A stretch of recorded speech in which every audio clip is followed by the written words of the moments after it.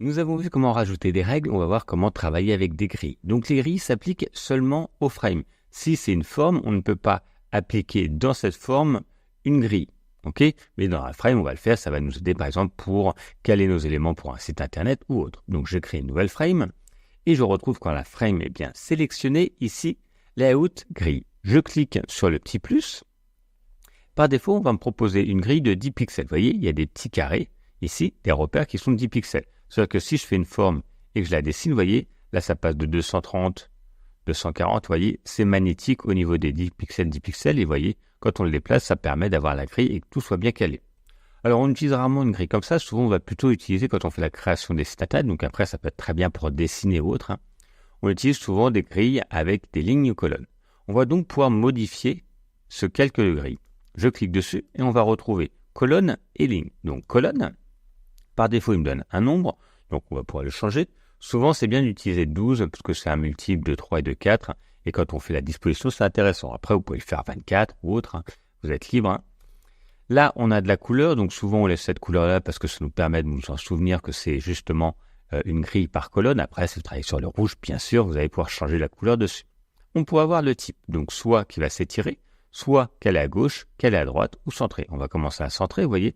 Automatiquement, mes colonnes se sont recentrées, mais là, la taille n'est plus convenable. Donc, on peut choisir la taille.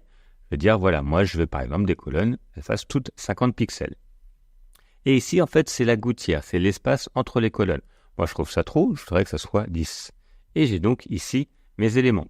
Si vous dites que finalement, c'est pas assez, hop, 75, vous mettez 75, etc., vous mettez vos valeurs. Offset ne va interagir que quand on est calé à gauche ou à droite.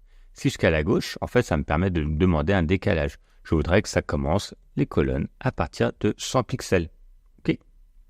Moi, je vais rester sur centré.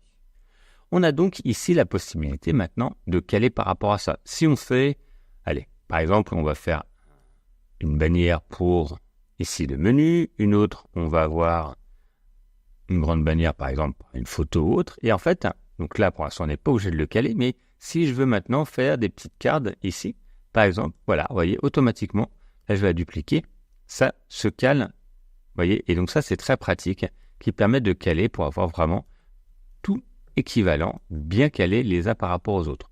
Si on ne veut plus la grille, soit on peut la cacher ici, soit on appuie sur Shift G, ce qui revient même qui va nous permettre de cacher ou rendre visible, vous voyez, la grille à certains moments, et donc là, sans la grille, et ici avec la grille. On peut également donc rajouter une grille. Je fais plus, et cette fois, je veux soit une grille, soit je veux que ce soit tout simplement des lignes. Et le principe va être le même, donc là on peut mettre différent, 10 lignes, plus ou autre, peu importe.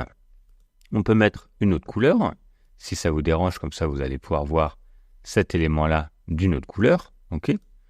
Hop, moi je voudrais finalement qu'il y en ait 50. Peu importe, donc là il y en a un peu trop. On peut avoir le style, ça peut être centré, ça peut être avec la gouttière, etc. Avec zéro de gouttière, parce que je voudrais qu'elle soit toute collée. Et donc là, ça nous permet de vous donner également des repères dessus. Donc après, ça sera à vous dans l'utilisation. Vous voyez, plus vertical ou horizontal. Souvent, vraiment, les colonnes, c'est ce qu'on utilise le plus. Après, les grilles, dans les façons des lignes, on l'utilise également. Après, vous allez moins l'utiliser dans un premier temps. Et après, vous pouvez bien sûr supprimer ce qui ne vous intéresse pas. Allez-y, essayez de prendre la main dessus.